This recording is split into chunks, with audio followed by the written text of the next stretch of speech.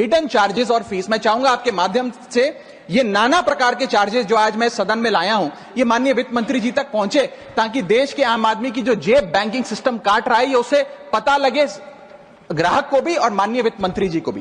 पहला, minimum balance penalty. यदि आप न्यूनतम बैलेंस नहीं रखते हैं तो 100 से 600 रुपए प्रति माह बैंक आपका काट लेता है। इस चार्ज को लगाने के बाद बैंकों ने वित्तीय वर्ष 22-23 में 3500 करोड़ रुपए मिनिमम बैलेंस पेनल्टी के नाम से लोगों से वसूले हैं मैडम।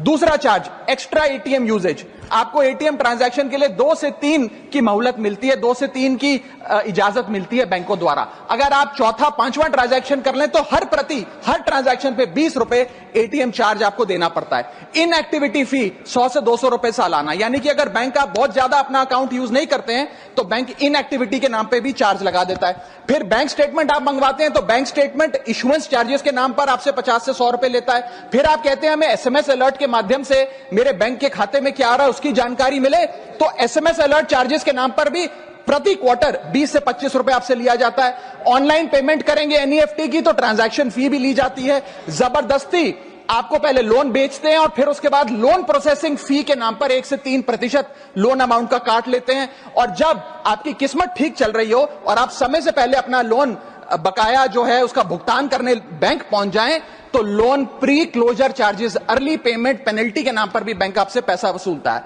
साधारण सा सिग्नेचर बदलवाना हो, नॉमिनी की डिटेल्स बदलवानी हो, उस चेंज पर भी 200 रुपए प्रति ट्रांजैक्शन के नाम पे बैंक आपसे पैसा वसूलता है। और डिमांड ड्राफ्ट पे ऑर्डर बनाने जाएं तो 100 से 200 रुपए प्रति डिमांड ड्राफ्ट आपसे पैसा वसूलता ही वसूलता है। यानी कि कस्टमर्स की जेब काटी जा रही है और कस्टमर्स को पता भी नहीं लगता कि कितना पैसा बैंक इन नाना प्रकार के चार्जेस के चलते आम आदमी से वसूल रहा है।